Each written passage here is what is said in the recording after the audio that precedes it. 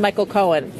So you only gave him $20,000 and you took $30,000. Blanche, you stole from the Trump organization, right? Cohen says, yes, sir. Blanche goes on later on. He says, you did steal from the Trump organization based upon the expected reimbursement, correct? And he says, yes, sir. But this is significant because they appear to have caught Cohen in another lie. And so far, there is no direct link proven beyond a reasonable doubt to the defendant in this alleged conspiracy. There is a lot of evidence that has been presented. There's testimony from Michael Cohen. There's testimony from others about conversations. But that is the goal of the defense team. Mm-hmm. And this right here, this line of questioning, so far they have established that Cohen may have lied in order to get some of this money. Bye-bye. Bye-bye. Bye-bye. Bye-bye. Bye-bye. Bye-bye. Bye-bye. Bye. Bye. Thank you very much for coming. Appreciate it. Bye-bye. Thank you very much. Bye-bye. Thank you. Bye-bye. Bye-bye. Go have a good day. Bye. Bye. Bing. Bing. Bye-bye. Bye-bye. Bye-bye. Bye-bye. Bye-bye. Bye-bye. Bye-bye. Bye, folks. Bye-bye, folks. Bye-bye. That's right, gang. This case has absolutely imploded, and even CNN is admitting it, gang. This is absolutely unbelievable. Greetings, everyone. Come on in. It's a Monday Night Live. I am your humble host, Dr. Steve, here to keep you sane during these insane times. So make sure to smack that bell and subscribe button. I must be dealing with some allergies. I cannot shake this rough, hoarse voice, so forgive me there, but I will pull through. We've got our exclusive backstage private Q&A tonight. If you want to join our virtual platform and ask me your questions, just click on the link below. Go to fight.turleytalks.com. Sign up for any level of support. As you know, YouTube has completely and totally demonetized us. They even took away our super chats. Can't even ask me a question on super chats. Well, no problem. Just click on that link below. Go to fight.turleytalks.com. Sign up for any level of support, and you will be given your very own backstage pass to ask me anything you like tonight. Just click on that link below. Become a supporter at any level, and we will transition to our private virtual platform in mere moments from now for our own backstage exclusive Q&A. If Thursday was Thursday, if Thursday was Alvin Bragg's coffin, today was the hammer and nails.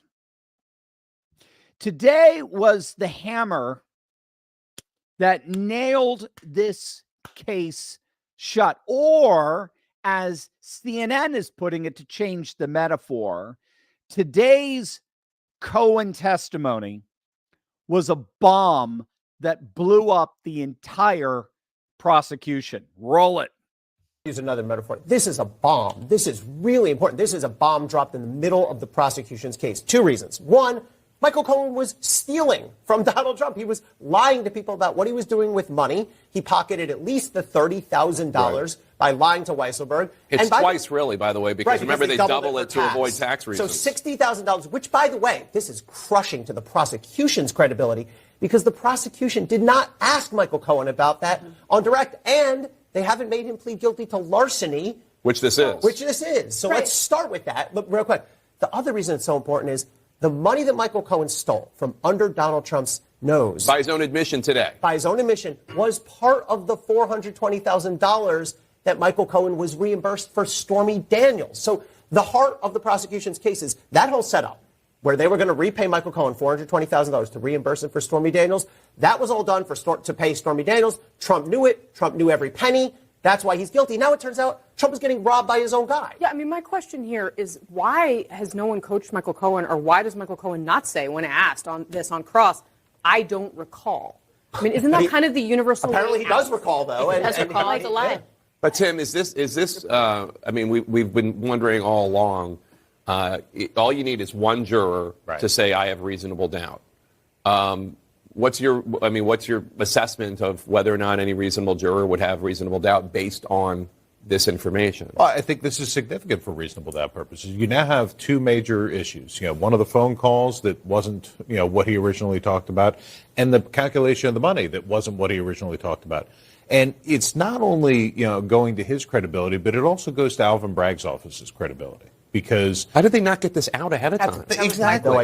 No idea. And you have two different things. When it comes to the Schiller call, they're going to argue to the jury, how did they not know that? Why did we have to bring it out? We got it from the text that we got from discovery from them, and apparently Michael Cohen said they never asked him about it. They didn't figure it out. No, he says Cohen says he has told multiple prosecutors with the DA's office about it. Correct. Assuming that's true. I mean, we don't, again, we don't know if that's true. Their star witness. Well, Cohen has, of course, said multiple times that he told blah, blah, blah. But, we don't know if that's true. They're openly admitting that you cannot trust the star witness of the prosecution. They're openly admitting it on CNN. Well, he said informed others about it, but we can't trust a word this guy Michael Cohen says. And neither can the jury, obviously. And did you hear that?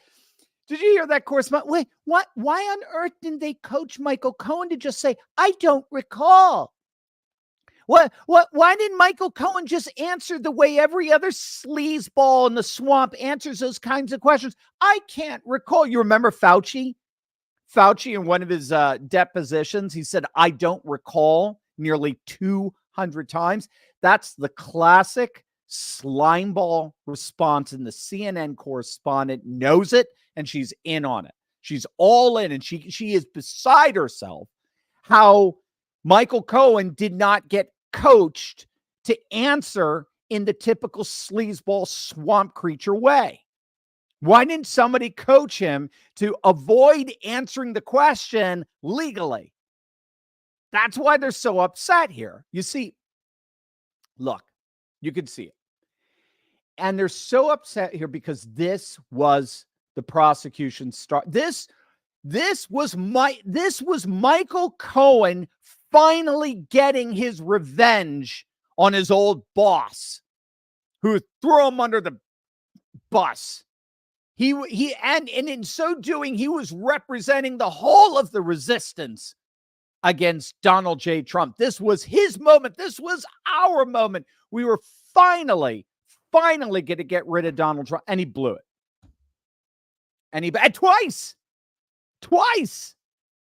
So first, last Thursday, right? Let's stroll through recent memory lane here. First, last Thursday, the prosecution's entire case establishing Trump's direct link to the hush money payment. Remember, Trump, they have no evidence that Trump even knew about the payment, right? Trump did not himself make the payment to Michael Cohen. It was the Trump organization. Trump himself has maintained he didn't know about it. He didn't direct it. And again, to add insult to injury, even if he did, it's not a crime. It's not a crime to pay someone hush money. Celebrities do it all the time. But regardless, the prosecution is trying to tie Trump directly to this payment. And it all came down to a single phone call. A single phone call that Michael Cohen made to Trump's head of security to inform him that the Stormy Daniels payment was taken care of. Do we have a recording of that? No. Do we have any record of that? No. All that, the entire phone call is 100% Michael Cohen claiming, alleging that it happened. 100%. Michael Cohen claims, he alleges, he testifies to the fact that he called Trump's head of security one night, informed him that the Stormy Daniels hush money payment was all taken care of. So let I can't say the big guy because that would be Joe Biden. Let Trump know that. As it turns out, that was the prosecution's entire sole link between Trump and the hush money payment. And as it turns out, Trump's defense objectively demonstrated the call never happened. Trump's defense attorney on Thursday showed Michael Cohen in court in a Perry Mason moment a sheet of text messages from Cohen's own phone records the night he claimed to make the call. And it turns out not only did he not at any point make that call, but it turns out that he, to the extent that he did get in touch with the Secret Service, he was trying to sic the Secret Service detail, Trump's Secret Service detail, on a 14-year-old kid who was harassing him with prank calls. I mean, you cannot make this stuff up. Trump's lawyers, armed with the objective proof of Cohen's own phone records, demonstrated for everyone in that courtroom that that phone call that Cohen claimed happened never actually happened. He then caught Cohen in a blatant lie when he asked Cohen, did you ever ask Trump to pardon you? Did you ever lobby Trump to pardon you? And he said on the witness stand, Cohen said, no, I never, ever did that. And so Trump's attorneys turn and go, oh, really? What do we have here? And he produces a letter written by Cohen himself asking Trump to do precisely that, to pardon him. So he got caught lying at least twice on the witness stand. I mean, blatantly. And as a result, this judge, to the extent that he even has any semblance of integrity left, this judge is going to have to instruct the jury at the end of this entire process before they go to deliberation. This judge is going to have to instruct the jury that if they believe any of the witnesses were lying at any point in their testimonies, they are to disregard the whole of their testimony. If they lied in one part, that calls into question the credibility of the whole. So Cohen has just torpedoed the sole direct link that the prosecution had between Trump and the hush money payment. And then today, as if it couldn't get any worse, today, he admitted that he was stealing money from Trump. This is what the panel at CNN just can't fathom. How did he openly admit that he was committing larceny? Which is even a worse offense than what Trump is being tried on. Campaign finance violation. I mean, again, you just can't make this stuff up. Under cross-examination, Cohen confessed to embezzling tens of thousands of dollars from the Trump organization. If I remember, all told, it was $50,000 that he kept for himself. He was supposed to pay it to a campaign organization called Red Finch. Red Finch got $20,000 and then, for whatever reason, never asked for the other $50,000. And Cohen freaking kept it. And he admitted to that in court. It was an absolute bombshell. Not only is he lying, he's engaged in larceny. So where do we go from here? Well, I think the former U.S. Department of Justice Assistant AG, Jeff Clark, I think he said it very well. He put out a tweet today. First and foremost, the defense is going to ask this judge, this utterly corrupt kangaroo court judge, for what's called a directed verdict in Trump's favor. So, in other words, what should happen is Judge Merchan should order a directed verdict, which would bypass the jury, right? So the judge would intervene, and he would personally declare the defendant Trump not guilty on the basis that he has determined the evidence is totally insufficient to sustain a conviction. The conviction would be inevitably overturned upon appeal, and he's not even going to give it to the jury. Right. So the defense is going to ask for a directed verdict. The judge would have to have a semblance of integrity. I don't know if he does at this point. From what I have seen, this is a kangaroo court. This is deliberately there to get it into the hands of the jury. So failing that, the jury obviously should quit. The jury should dismiss this case hands up. We don't even freaking know what the crime is that Trump is being accused of. We do not know what the crime is. What is the crime that he is actually trying to cover up? What is it? We don't know. You ask 5 people, you'll get 6 different opinions of what the crime is. So the jury should acquit. At the very least, we should hope for a hung jury. All you need is one person with a soul on that jury, a conscience that's still intact, to find Trump not guilty, right? And this whole thing is over. You got a hung jury. Failing that, the New York Appellate Division should reverse the conviction immediately. This thing gets appealed, it's immediately overturned. Failing that, the New York Supreme Court should reverse this conviction as soon as possible. And then failing that, the U.S. Supreme Court should intervene and reverse the New York courts. Regardless, at some point in the appellate process, this thing is going to get reversed. Most legal scholars agree with that.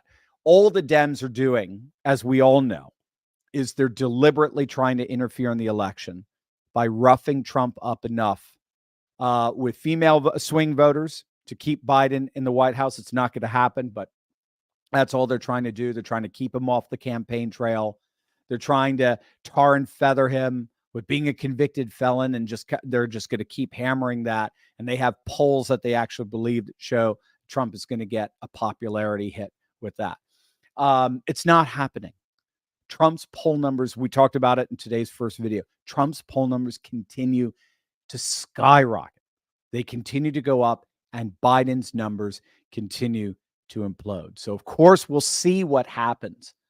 And this whole thing may be wrapped up by the end of the week. Too bad, because this has been one of the most amazing political gifts Trump could have ever dreamed of getting. It's endearing him with the non-white vote, Latino and Black, because they see him as being a victim of a rigged system that many of them feel like they're victims of. So he's one of them. And it's doing is it's galvanizing him with the rural white vote, because again, they don't participate in politics because they think it's all rigged to begin with. So in rigging the system against Trump, all the Democrats have done is given him more support than he would have had if they just played fair and square. So that's the irony, is that this is blowing back against them. This is boomeranging against the Democrats in a way I think they never imagined in their worst nightmares.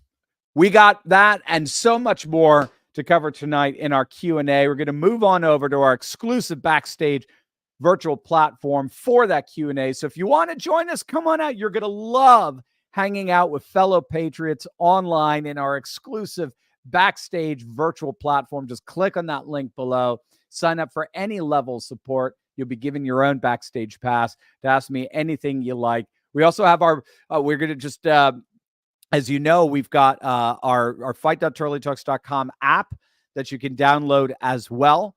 And that's something that you're going to find, I think, wonderful, because that's our arc to make sure that our relationship is never, ever interrupted. That app is totally free. I think we have about 11,000 downloads. You guys have been amazing. So click on that link below. You can download the app at fight.turleytalks.com, but you'll be given an option to support us at any level of support, and you will be given that backstage pass. Remember, YouTube has completely demonetized this channel, so we're 100% dependent on supporters like you to keep us afloat. We'll be going live there in about 25 seconds. Click on that link below. Go to fight.turleytalks.com, and I'll see you backstage.